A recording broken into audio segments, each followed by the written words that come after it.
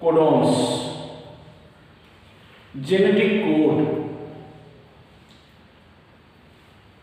ना genetic code जो है, कोडॉन्स जो है, वह mRNA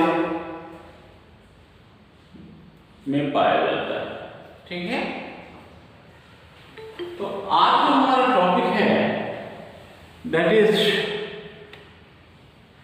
ट्रांसलेशन। आज हम लोग क्या पढ़ेंगे बाबू?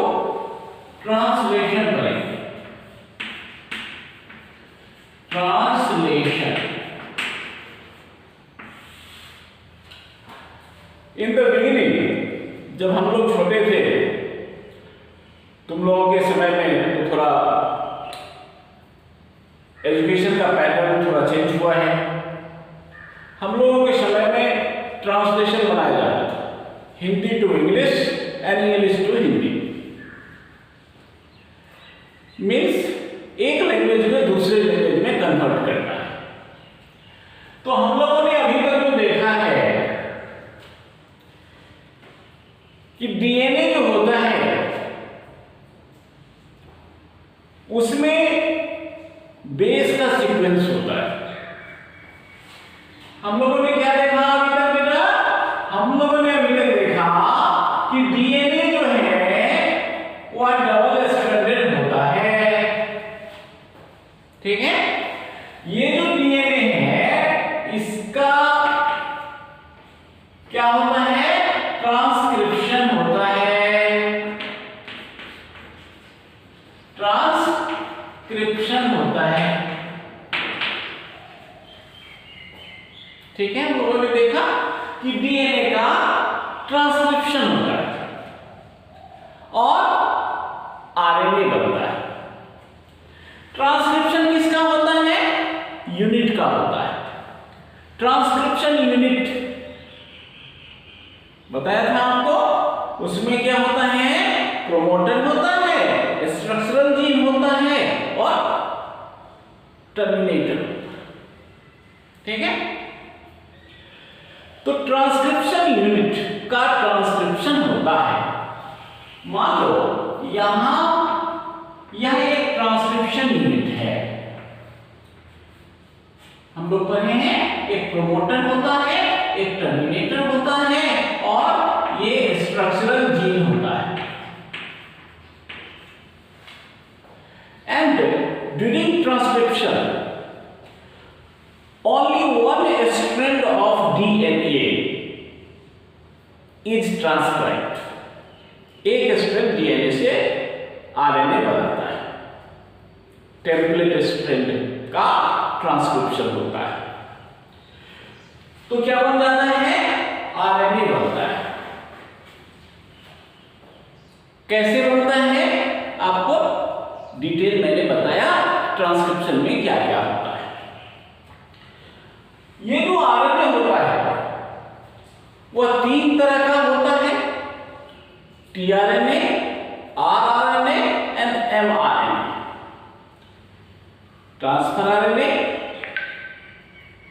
जो एडेप्टर का काम करता है, राइबोसोमल आरएनए राइबोसोम्स बनाता है एंड मैसेंजर आरएनए डीएनए का मैसेज लाता है in the form of codons. ठीक है, तो मान लेते हैं हम इसको कि ये मैसेंजर आरएनए है, दिस इज एमआरएनए। तो इसका एक 5th एंड होगा और एक 3rd एंड होगा।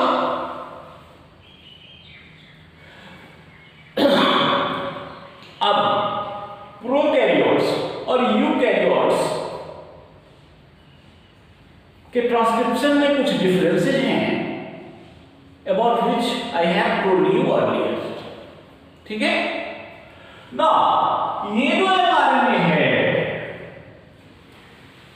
ये डीएनए से बना प्रोसेस ट्रांसक्रिप्शन है, और इस एमआरएनए जो है इससे बनेगा प्रोटीन, इससे बनेगा पॉलीपेप्टाइड। ठीक है, तो प्रोटीन जो बनता है mRNA से, प्रोटीन का फॉर्मेशन होगा, this process is called translation. This process is called translation. It means transcription unit से mRNA बना है and इस mRNA से क्या होगा? ट्रांसलेशन होगा। तो इसका मतलब इस mRNA में ट्रांसलेशन यूनिट है, मतलब जितना बड़ा ट्रांसक्रिप्शन यूनिट था उतना ही बड़ा क्या होगा? mRNA होगा। इन केस ऑफ प्रोकैरियोट्स और यूकैरियोट्स में मैंने आपको बताया था प्रोसेसिंग होती है, इंट्रॉन्स को रिमूव कर दिया जाता है और एक्सॉन्स जो है उसको जोड़ दिया जाता है। तो प्रोटीन बनने, व्हाट इज ट्रांसलेशन समझ में आ गया? mRNA से प्रोटीन बनने की जो प्रोसेस है that is called translation. And this mRNA has codons. इस पर क्या है? कोडोन्स है। कोडोन्स जो है about codons I have told you in detail.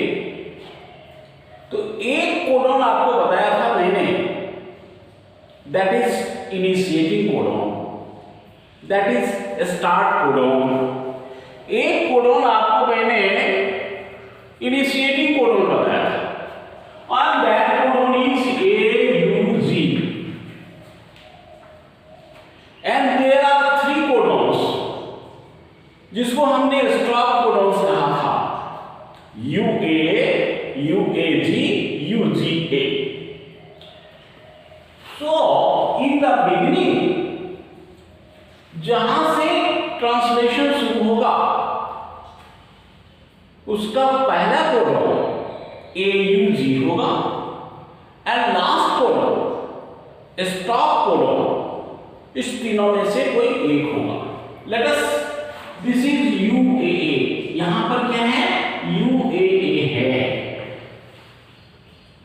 तो AUG से लेकर UAA तक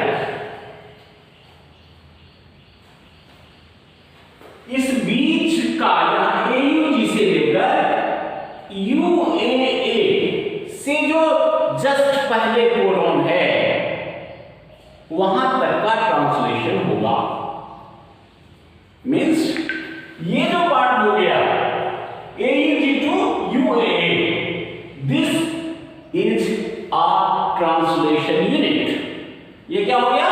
यहां से यहां तक including AUG, translation unit. This is translation unit, इसका ट्रांसलेशन होगा। ठीक है?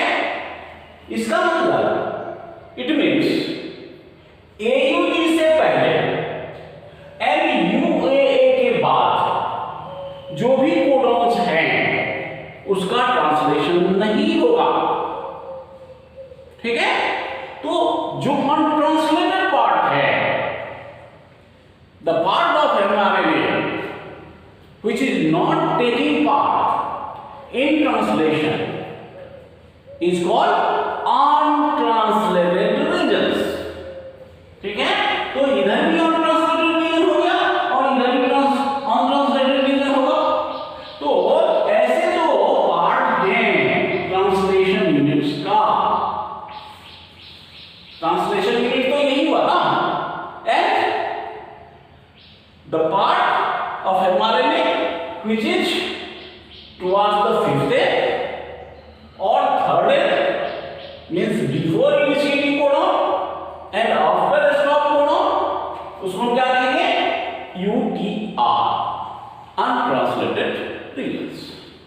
Is it clear? ये प्रोसेस हो गया translation, right? Now What are the requirements of translation? Translation के लिए क्या क्या चाहिए? Machinery involved in translation.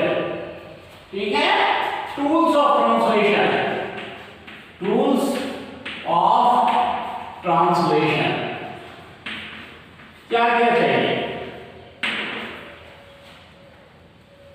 What do we need for translation? ठीक है? तो आपने देखा ट्रांसलेशन में क्या क्या चाहिए? ट्रांसलेशन में चाहिए MRNA, ये तो आपने देखा। दूसरा क्या चाहिए? TRNA। तीसरा क्या चाहिए? राइबोसोम्स।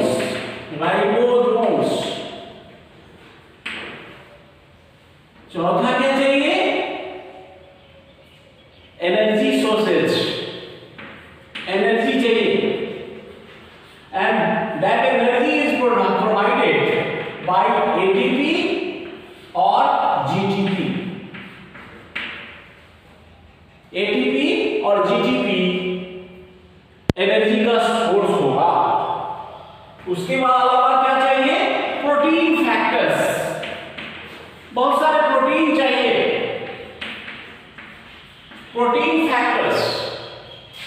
प्रोटीन फैक्टर्स किस लिए चाहिए? For initiation, for elongation and for termination. शुरू होगी प्रोटीन सिंथेसिस, उस समय भी कुछ प्रोटीन चाहिए हेल्प करने के लिए। जब एलोंगेशन होगा यानी एमाइनो एसिड्स आपस में ऐड होंगे, तब भी प्रोटीन फैक्टर्स चाहिए। और जब एंड होगा प्रोसेस का, वहां भी कुछ प्रोटीन चाहिए। तो प्रोटीन फैक्टर्स कौन कौन चाहिए? तो for initiation factors, elongation factor and terminating factors, release factors, terminating factors। समझे? Initiation factors, elongation factors and release factors or terminating factors। These factors, ये जो factors हैं, these are proteins, specific proteins, right? इसके अलावा क्या चाहिए? इसके अलावा चाहिए एंजाइम्स। कौन कौन सा एंजाइम्स चाहिए? देखिए, एंजाइम्स चाहिए। एंजाइम्स कौन चाहिए? Amino acid synthetase. एंजाइम्स चाहिए कौन? Amino acid synthetase and peptidyl transferase. दूसरा एंजाइम कौन चाहिए? Peptidyl transferase.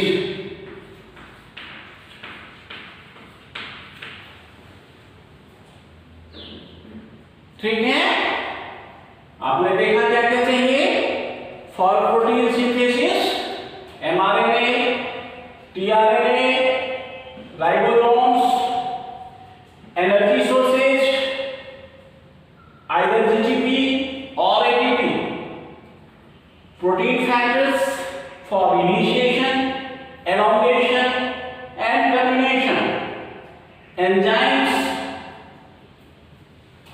Main enzymes are amino acid synthesis and peptidal transferase, and besides these some metal activators, metal ions are also required, particularly magnesium ions. Okay, so these are the requirements for adding to form proteins.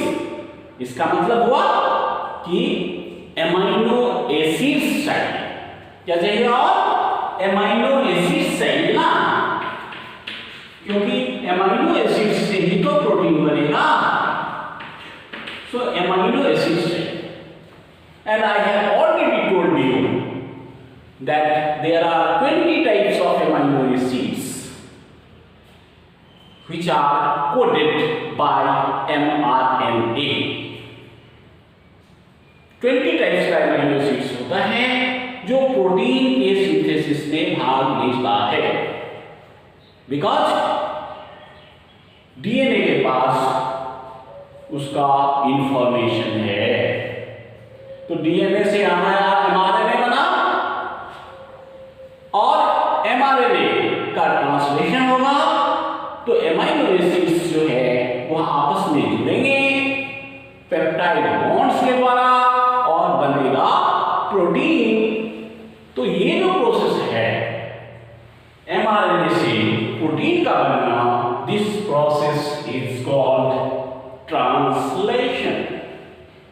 And the different tools, the machineries which are involved in translation are mRNA, tRNA, ribosomes, energy sources, protein factors, enzymes and amino acids. Clear? Now we have to study in detail about the process of translation. ठीक है?